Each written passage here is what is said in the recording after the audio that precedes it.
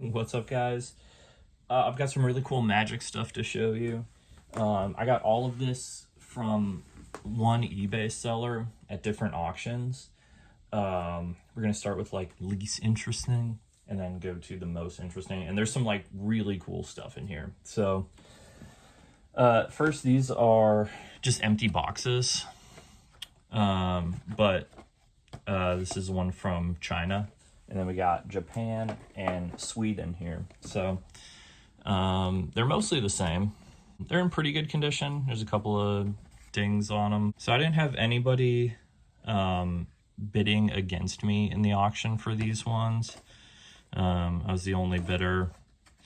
And after shipping, I paid $29 and I think 49 cents for each one. So a little more than I wanted to pay, but they are pretty cool. Up next, we got a couple of posters. I forgot to mention, all of this was from somebody who used to work for Matchbox in the 1980s when all of this was coming out. So they were just, getting this from their work. They're not a cube collector personally, it seems like. They have lots of other toy-related kind of company memorabilia. So this first one is just general magic poster. They are pretty big. This next one is really cool. It's some contest giveaway thing they had, where it was like answer and win and have a potential to win like a magic or magic t-shirt or some other Robotech toys. My goal is to like get these framed at some point. They're quite large, so I don't know for sure I'll have a spot to put both of them. But they're really cool. I like this one more. For both of the magic posters, I paid $48.27, and again, didn't have anybody actually bidding against me. Next up is the t-shirt from that poster. I actually already have one of these shirts that I got last year, I want to say. My other one, I couldn't find it just now, but I have a video of it, I think. I got this from a different person on eBay, but it's an 80s promo shirt from when the Magic came out. It's really cool. Unfortunately, it is a little too small for me, but still so happy to have this. It's way more worn in. It's like gray. It's pretty cool. It's very soft. Obviously, the person who had it wore it a lot and washed it a bunch of times. This one has never been worn. For those that don't know, there's a thing that can happen with vintage shirts when they're not worn or washed at all, and it's called dry rot. The shirt essentially like tears super easily. Like if you just do, that, the shirt will tear and they're like unwearable. People will still collect them sometimes if it's a really rare shirt to like hang it up on the wall. This one, I knew it could potentially be dry rot because the seller had mentioned that it like had never been worn and stuff. I didn't really care if it was dry rot. Even though it's a size large, I knew it likely wouldn't fit me because it's on a old Screen Stars tag. And a lot of their stuff ran kind of small. Nothing on the back. For this one, I think I paid $59.14 after shipping and tax and everything. And there was at least one other person, maybe a couple other people bidding on it. So this here's a printing proof for the Create the Cube Magic. So this was like a pre-production thing that they did to test out all the colors and text and make sure it all looks good. Apparently the method used for making this is called chromalin, and it's very labor intensive. I know absolutely nothing about it. That's just what the description of this on eBay said. Up next here, we got a printing proof for the original Rubik's Magic. My goal is to get these framed at some point and hang them up in my house. And then we got the Master Magic version here. So again, pre-production printing proof, but for the Master Magic. And then this one was January 20th, 1987. And then the Magic and Master Magic came with these unused boxes. So these were like early production, how the boxes would come from the factory or some part of the factory process before they put the magics in. These are also pretty cool. For the Magic and Master Magic, nobody bid against me, and after shipping and everything, paid like $74 for each of them. And then the Create the Cube one, there's one other person bidding against me, and after shipping, I paid like $107 for that one.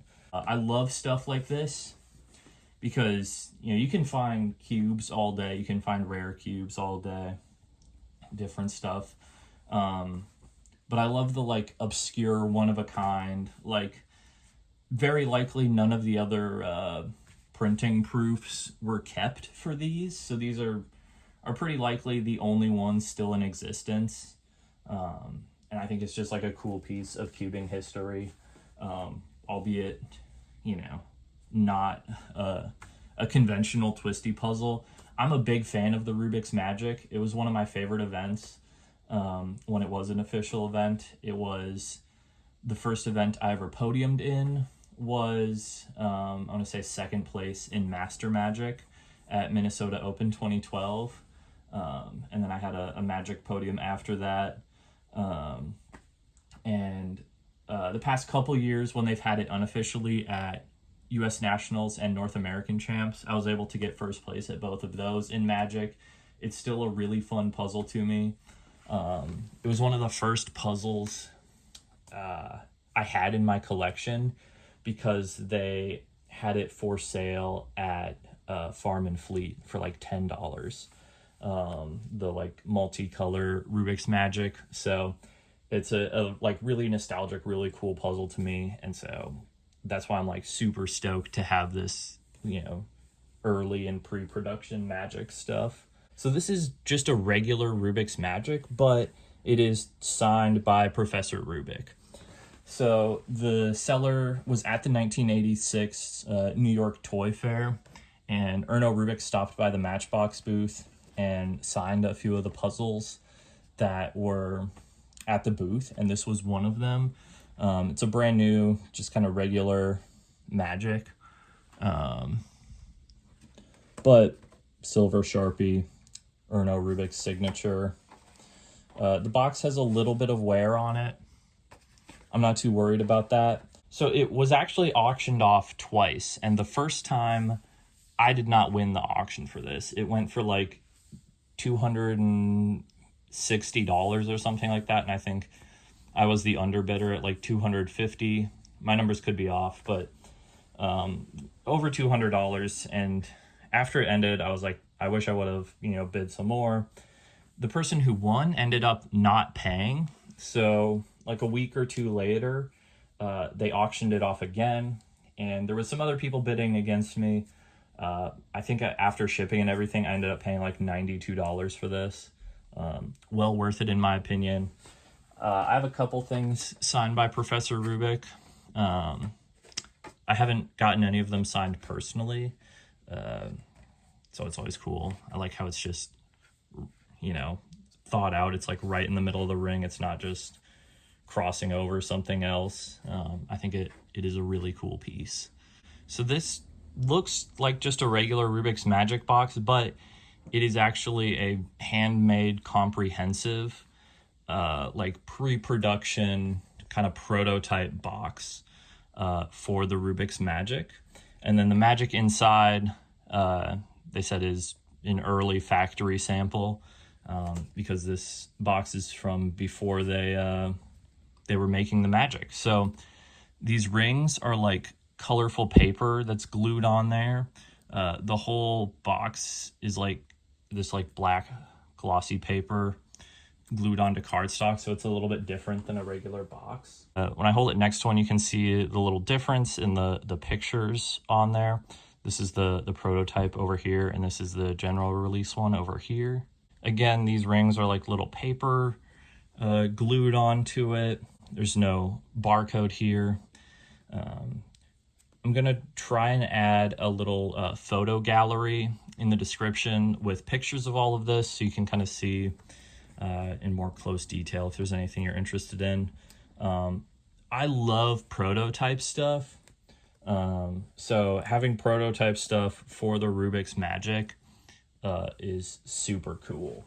Nobody was bidding against me for this one. So I got it for $50 plus shipping and stuff. It was like $63 all in. All right, the last item and coolest thing is this. This here is a bust of Professor Rubik. It's quite large, so let's say it's a tape measure here. Yeah, like 17 inches tall.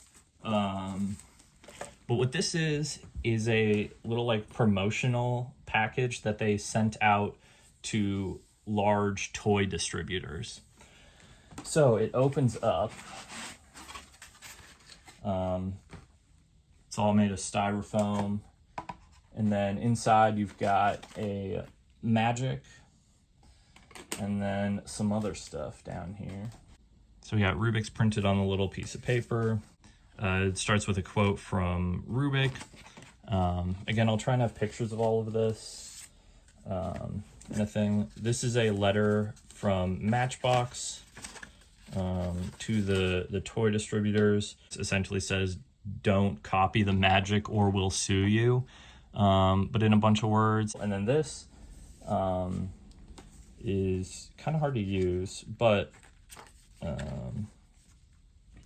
it's got a bunch of different, little flip book, little advertisements for the magic and whatnot. Again, I'll try and have pictures of every sheet in here. So that'll be a lot more easy to read than me trying to flip through it on video. And then the last thing in here is a t-shirt. So it is a, Erno Rubik signature, Life is a Puzzle t-shirt. It's a little hard to tell, but it's got like the kind of magic checkerboard pattern behind the signature here. I've never seen this t-shirt before. I think it's likely they only made it for this kind of promo set.